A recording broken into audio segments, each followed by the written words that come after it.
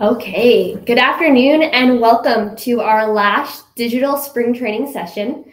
These sessions are brought to you by Community Futures Entre-Corp, serving the Medicine Hat area, and Community Futures Chinook, serving the Tabor and Brooks region. If you're unfamiliar with us and our services, we offer various of services for local businesses in all stages, from startups to maintenance and expansion. For those of you who don't know me, my name is Grace Evans, and I'm the Digital Service Squad team member for Community Futures Chinook and Entre-Corp. As a Digital Service Squad team member, I provide small businesses with free support for online marketing, website development, and social media, and so much more. Thank you everyone for joining me today for our spring training session on Canva Quick Tips.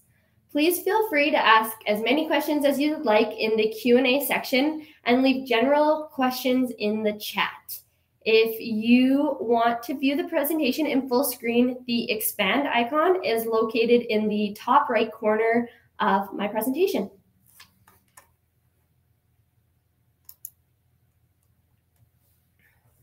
It is perfectly all right to be a beginner in content creation, even if your design skills seem to be stuck in the era of Microsoft Clip Art and Word Art.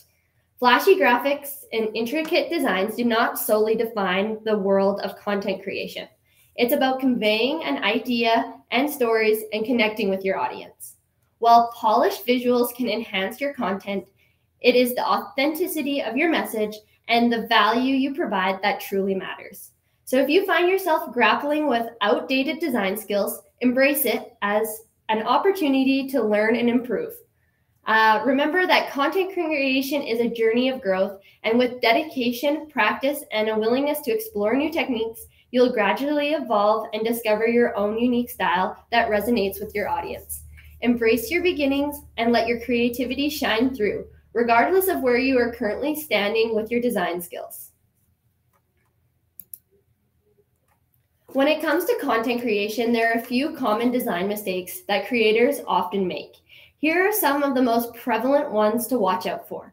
Typos. They are distracting and can lead the reader to believe that you as a business as a whole does not pay attention to detail. So your marketing can convey back into different areas of your business, and showing that unprofessionalism and that not attention to detail in your marketing really is a reflection of your business as a whole. So watching out for typos is a huge thing when it comes to design. Typos are huge when it comes to a big design mistake that I often see with businesses.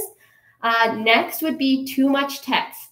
Say it with visuals, not with words. Cluttered designs that are full of itty-bitty text and lots of copy are instantly a scroll pass for a lot of consumers.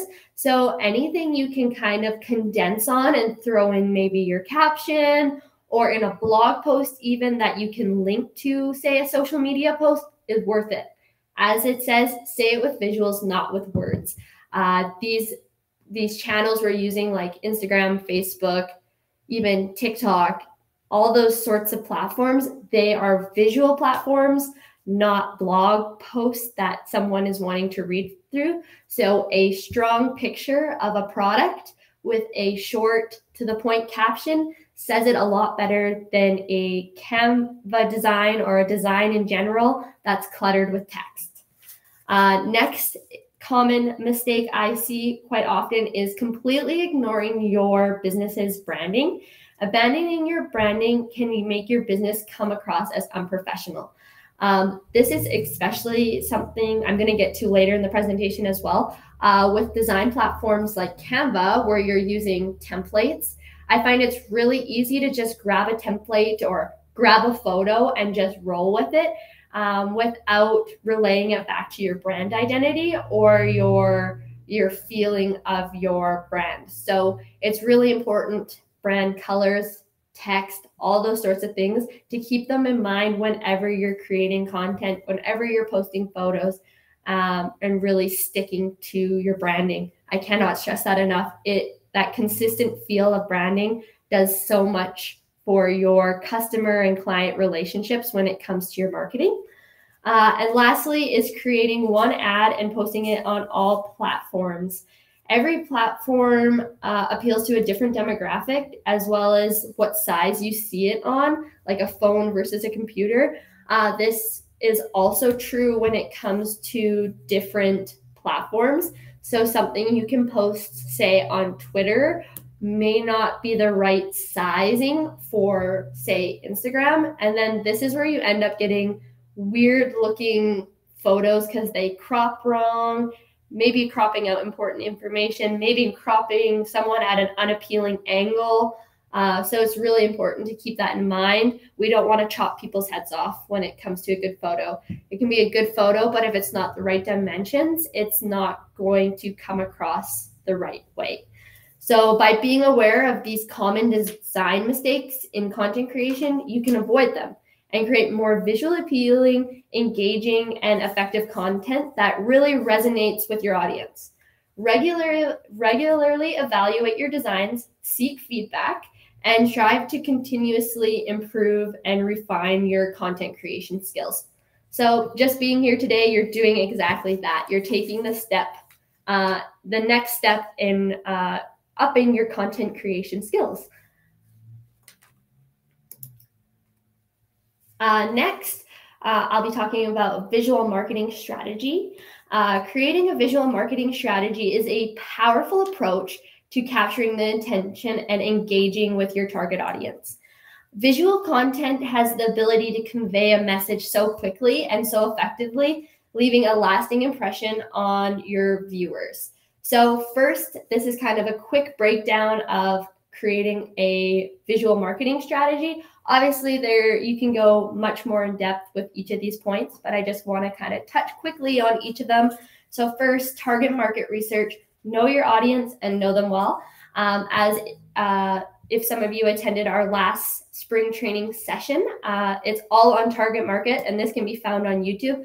So if you did not watch that, I definitely encourage you to go back and attend that just through YouTube.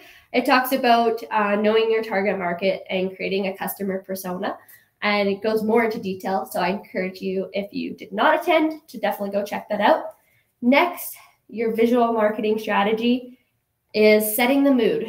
Creating a mood includes topography, content, other visuals, a color palette, and this will help you keep consistent. So this is everything from maybe creating a brand guide to help you stay consistent. And this goes back to the last slide where I talked about not abandoning your brand or abandoning your branding. This can really help you set the mood by creating a brand kit or just putting together all the materials to set the mood of all your posts, all your marketing materials going forward. Next, create a campaign and reoccurring themes. This also will help you stay consistent, but also help you mix things up and refrain from posting the same thing over and over again. So by sitting down and creating actual marketing campaigns, this can really help you with your content creation, being that you actually have a plan in place of how your content is going to be pushed out, rather than putting out posts just randomly with no message, with no idea, no strategy behind it. People don't connect or engage with that quite as much as they do a well thought out campaign that really resonates and mirrors your brand identity. And lastly is platform. Consider how you should adapt your visual strategy for each social channel. As I mentioned, what you see on Instagram, Twitter, Facebook, LinkedIn, it's all different. So make sure you're looking into each platform you plan to post on before doing so.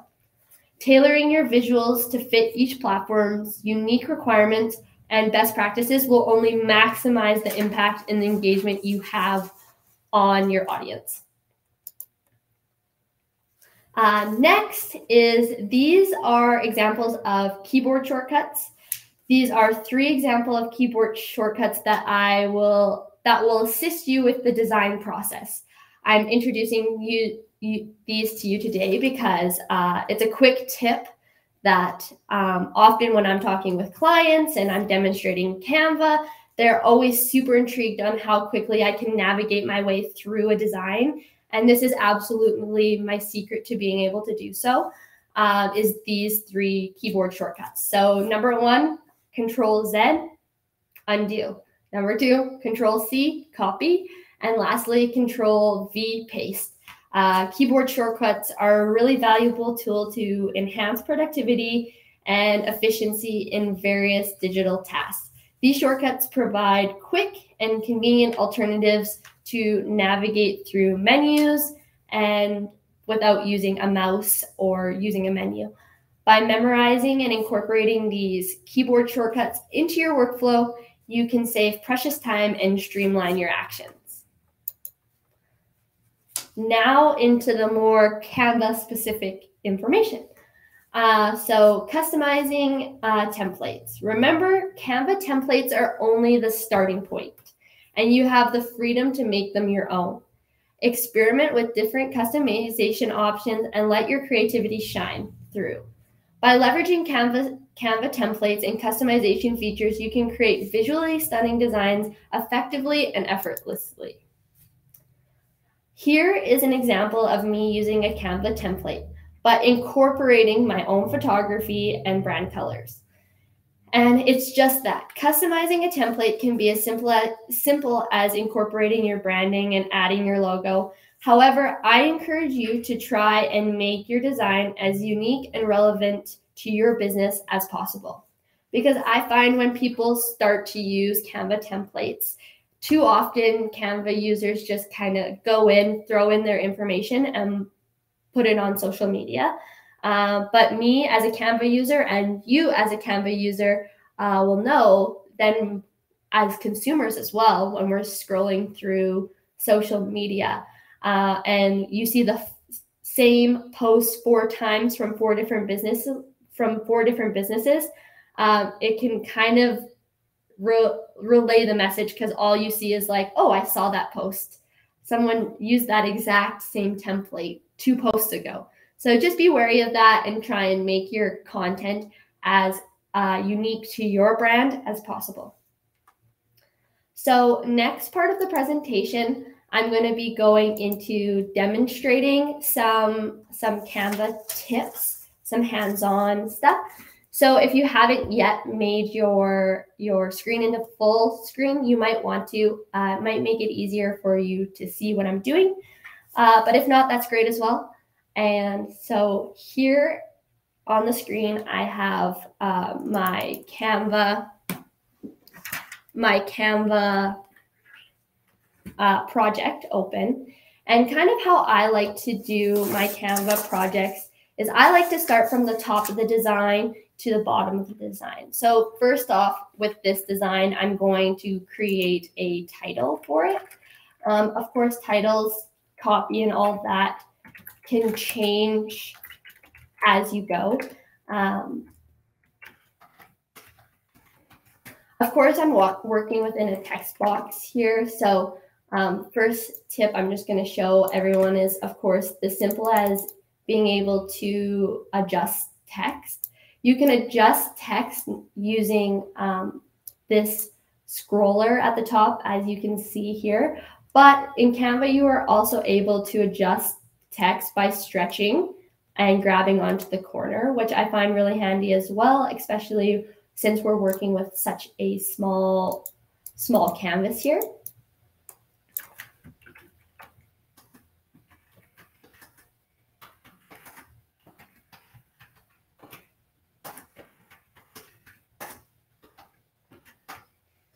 The next tip I'm going to show you when it comes to text is aligning text in your design. This is another thing I continuously notice when working with clients or going through Instagram as a graphic designer, is that people they don't align their text properly. And the tool that we have at hand here, Canva, there is no reason not to. As you can see here at the top, there is a function called position. What you can do with your text, graphics, and whatever you're trying to align is you can click on one. You're going to then press Shift to select both the text boxes at the same time. And then you're going to click position. By clicking position, it's going to bring you into a screen that looks like this. I'm going to click center. That will bring my text to the center, and I find that's just a little bit too low there, so I'm going to bring it back up. The next thing I'm going to do with this design is obviously I'm going to pick a background color. On the side here, we see my logo is this lovely shades of green here. So I'm just going to click on my background here and move up into this top corner. This square here, I'm just going to click it. That's my background. And I'm then from there just going to select a color. Obviously, since I already have the logo and such in my document, Canva kind of already curates a color palette for you, which is great and makes it easy to stay consistent to your color palette, being that I just have to click on the background color and then I'm able to see here at the top document colors. So I'm going to select this light green, but I'm also going to scroll down to the bottom here and just show you that if you add photos and that sort of thing to your content as well, you're able to see which colors are pulling from that photo, which I super love. It's a great way, again, to bring in consistency into your designs. I'm going to also change the color of my text here quick. Add a little bit of contrast to my design.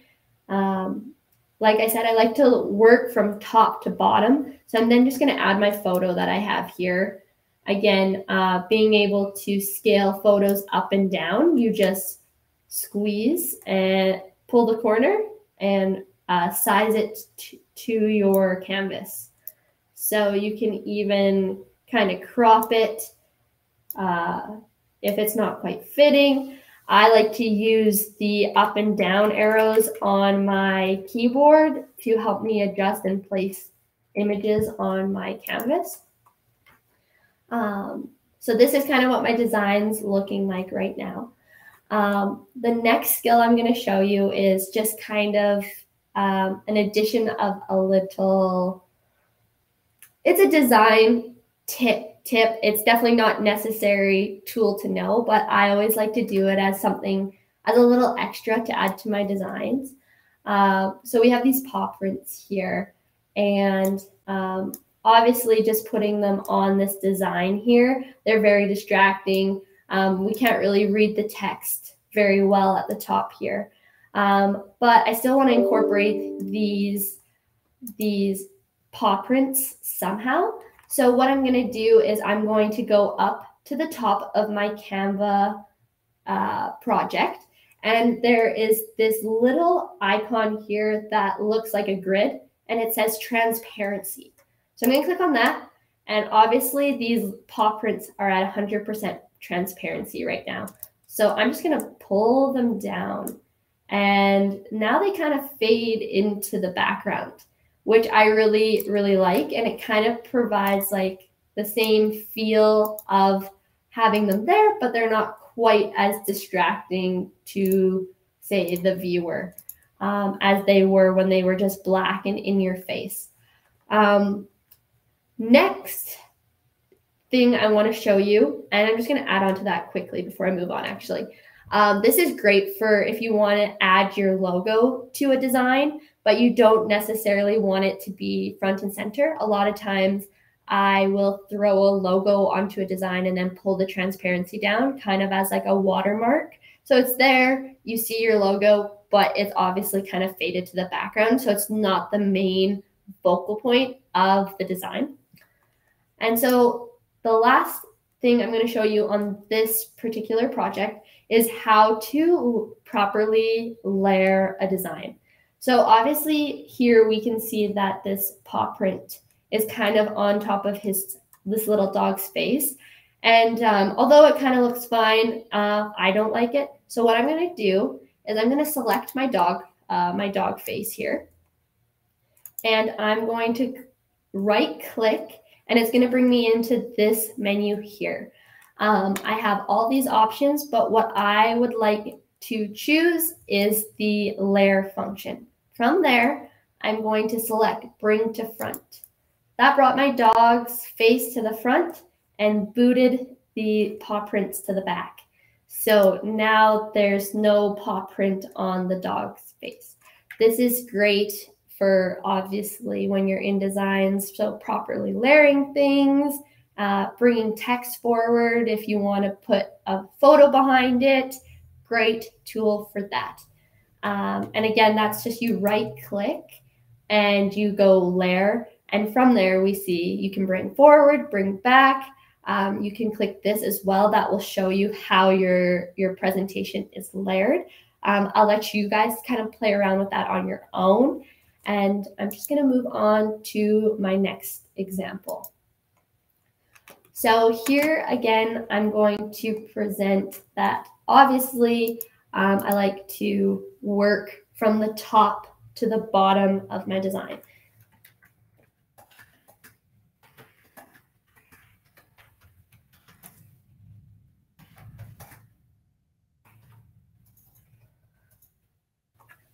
And of course, I kind of have my text already put in here. I'll go over how to add text boxes and that sort of thing just in a few seconds here.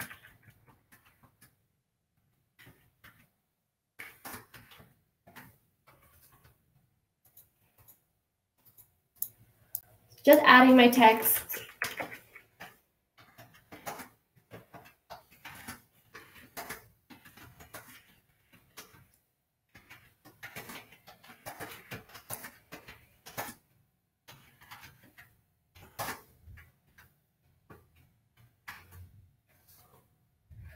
So I've inputted all my text, but one thing I'm kind of wanting to do with this is make it so these two lines of copy match my heading by making them all capital.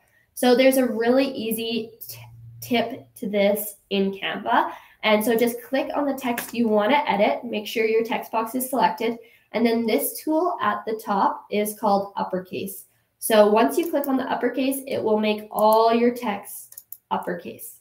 So I really like that tool. Obviously, it makes it really nice and easy. Again, we're going to check the alignment on this text by clicking Shift and then selecting all my text, clicking position, and it all looks pretty lined up. But one thing I want to do is make sure that the spacing is even between my text. And all I have to do that is click this tidy up button. Oh, that didn't quite work the way I wanted it to. So now we're going to go back to the shortcut and go Control Z and just go back into that. Typically what the tidy up button would do would just make sure that the text is even going up and down, but obviously did not work the way I wanted to today. But anyways, we're going to move on. Again, now we're going to select our background color. I'm going to select green and change these yellow dots to match my branding. I'm going to bring in my logo. Just drag it over and bring it forward. And then from there, just adjust the size of my logo and include it in the corner. One thing when incorporating your logo into any design, make sure it is not the headline of what you're doing. Your campaign, your message should be at the top. Your logo should never be the heading of what you're doing. So incorporating it in a corner or as a watermark is much better than throwing your logo as the title of what you're doing. People read top to bottom, so always think about that when you're designing something. Think about how someone's going to read it, how someone's going to view it, And like I said, typically we're reading top to bottom. So having your logo and or contact information at the bottom is much more valuable than having it at the top of your design, because your logo and phone number are the last things you want people to remember, thus putting them more towards the bottom of your design. Next skill I want to demonstrate is the use of the function frames. So that's going to bring me over into this navigation side, this menu on the side, this black menu on the left side of your screen here. So we have design, elements, brand hub, upload, text, draw, projects, apps, etc. So from here, you would just go into elements, and up at the top here, you click search, and then there's all these options in here. As I said, I'm going to demonstrate the use of frames. But of course, as you get into Canva yourself and making designs, I really encourage you to explore all these different options that are in here. But for now, I'm just going to show you how to use frames. So frames are an easy drop for photos. This is how you get like a Polaroid looking photo, as you can see. Having a frame that looks like a cell phone to showcase maybe your website or some sort of offer that you're having online. But there's so many different options on both free and paid for Canva. So this one looks like a photo with a rip. There's, like I said, so many options, and they're so easy to use. And I find they just make your design look so much cleaner than just dropping random photos onto a canvas. So as you can see here, I have frames already placed onto my project. And then I have these photos on the side here. These 3 photos I actually found right here on Canva in Elements as well. So the Elements function of Canva is great. This is where you're going to find all your stock video, stock audio if you're making videos, stock photography, stock graphics. Obviously, there's lots of paid options, lots of free options as well. But that is where I found all of these photos. And once you have gotten your frame placed onto your canvas, it is honestly the simplest thing to use. So whether you're dragging and dropping a photo from this side of your screen, or if you already have it in, to get it into this frame, it's as simple as clicking, holding, and hovering it over the frame, and then it auto places it right there on your canvas. So I'm just going to go through and add these photos to my design. And there we have it. I have a nice, clean design with the photos. They're nice and evenly placed. I didn't have to worry about cropping, editing, zooming in and out, and that sort of thing. So great function, especially for beginners. As I have already mentioned, it really cleans up and adds a nice look to your project. So I'm just going to delete this. And then, of course, play around with accents. You might think it looks silly, but not everything has to be so nice and curated. And play around and with how you place things, and adding accents and playing around with what Canva has to offer, because honestly, they have so much stuff. Like these little tape marks I'm going to add to the corner. They just kind of add like a little design flair that I like, makes it look like it's taped onto the post, which is kind of cute and fun. So definitely play around with those things. And as I mentioned, this is a good example. This logo here, I'm going to click on this little paw print in the corner. This is a logo I made in Canva, just in case everyone's wondering. But we can see that there's both colors in here. So I want the color of the paw to match the background, so it looks like it kind of doesn't just have a white paw print there. So again, I just went into the colors, matched them with what was already in my document. Again, something you have to play around with to get more comfortable, but very awesome tool to use. Next skills I want to show is the use of grids. So often, and you're probably not the first person to post, if you have a collage onto Instagram, and then in the bottom corner, you see like pick collage or collage this and that in a little watermark in the corner of someone using just a random app to create a collage. Canva actually has a great feature for this that allows you to post multiple photos onto one canvas and make it look really clean and nice. This is great for not only social media posts, but posters. Anytime you're wanting to post multiple photos, I encourage you to try and find a grid. Again, this is found in the search right in our menu on the side in Elements here. And we can see it right here. It's called grids. There's 3 picture options, 4 picture options, just so many different options for different setups. So definitely encourage you to go check that out, especially, like I said, if you're wanting to post multiple photos onto one design instead of trying to wing it and weirdly layer things together. Use a grid. It is so clean and so nice to work with. And again, it's as simple as clicking the photo and dragging it and dropping it on top of our design here. So I'm going to just do that. And obviously we can see that this photo then is kind of weirdly cropped. And I don't like how the bed is getting cut off. It's not stuck like this. What we can do is we can double click and it allows you to crop and edit the photo within the grid, which I love because you're not settling for something kind of being cut in the way you don't want it to. So I'm just going to drag it over so they're in the center. On here, you can rotate, which is kind of cool. You can zoom in and out of the perspective, just adjusting it into that frame.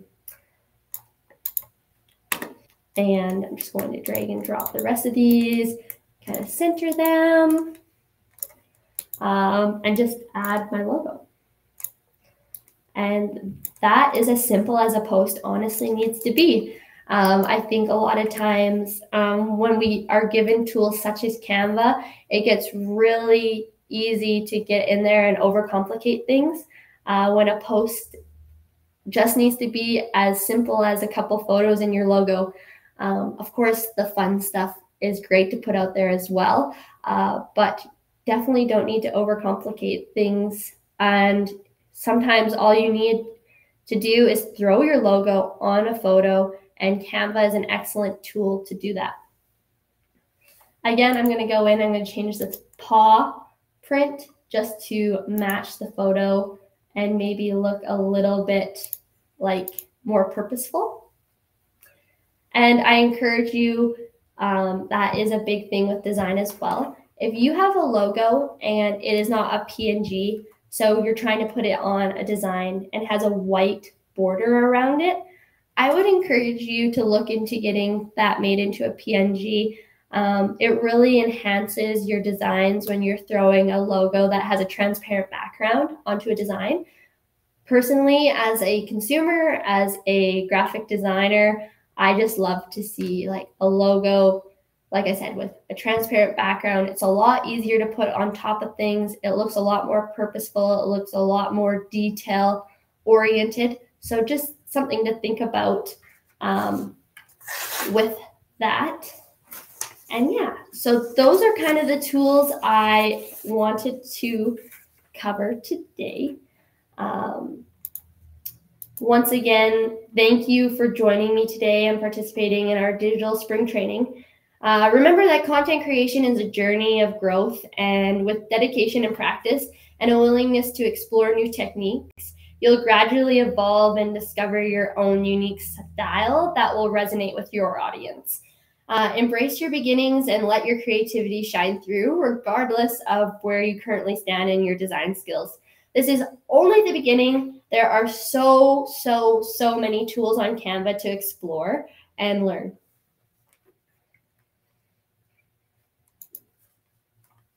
And lastly, I just want to mention that, of course, we value your input and want to ensure that our training content aligns with your needs and interests as business owners.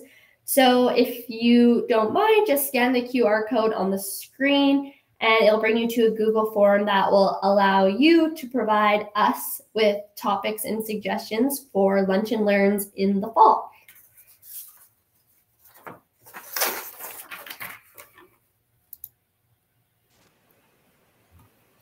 Awesome. Thanks, Grace. Definitely with some good information. I definitely want to try out some of those things as well. So just wanted to check for a couple questions if we had some. So yeah, I see a couple here. One, I know you had mentioned a little bit about free versions and pro versions. So is there a difference, or what are the biggest differences between the Canva Free and Canva Pro?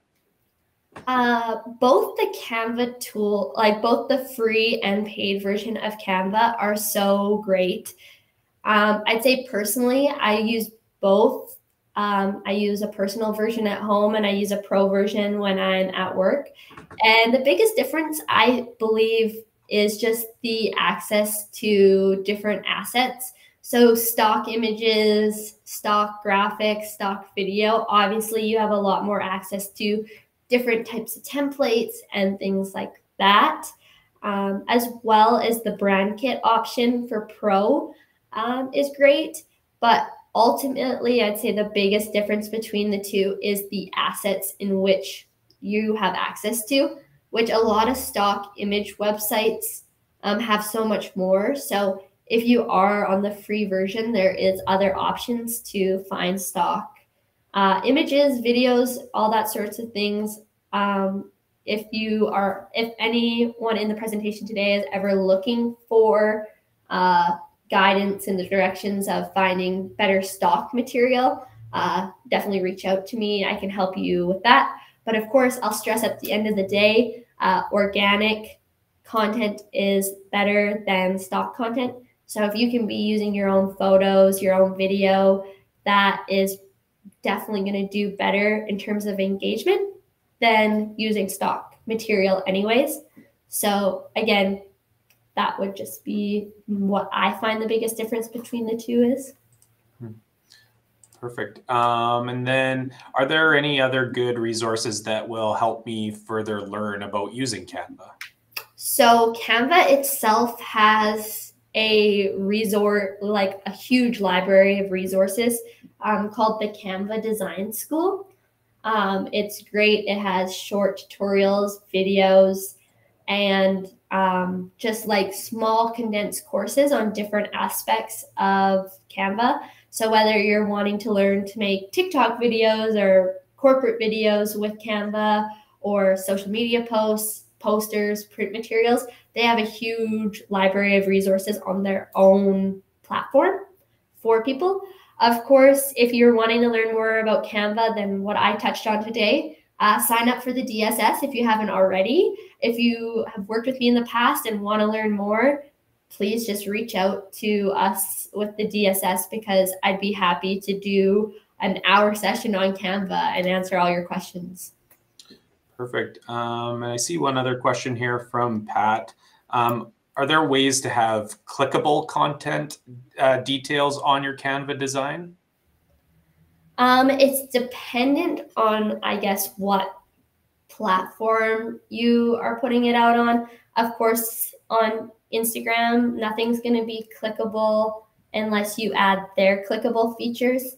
So if you're doing an Instagram story, obviously you have to add the stickers and stuff like that to have clickable material. If you have a video, you can add animations and that sort of thing on Canva, which is great. But as for clickable material, I'd say it's pretty well, like I said, dependent on the platform you're planning to use it on. I'm sure there is ways to integrate it, probably a little bit beyond myself, but yeah, that would be what I have to say on that. Yeah, and obviously another option, just like you have here, is that QR code kind of thing. Obviously, it's not clickable, but it does kind of go to a link or something like that. Yeah, that's a good point too, that you can make QR codes on both the free version and the pro version of Canva. I'll even just quickly show here in my, if you go down into this apps portion of Canva, obviously some are exclusive to the pro version, but this in here is where you can create QR codes. So that's a great way to streamline digital and print materials, especially if you have posters, postcards, anything maybe in a lobby or a waiting room. Having a QR code that links to your website, social media, Google reviews can be super beneficial for businesses. And you can do it all in Canva. Both free and pro versions have this feature. So I encourage you, if you are interested in doing a QR code, do it straight from Canva. There's so many like different websites and apps out there that you can build QR codes, but I've definitely had the best luck with Canva and creating QR codes.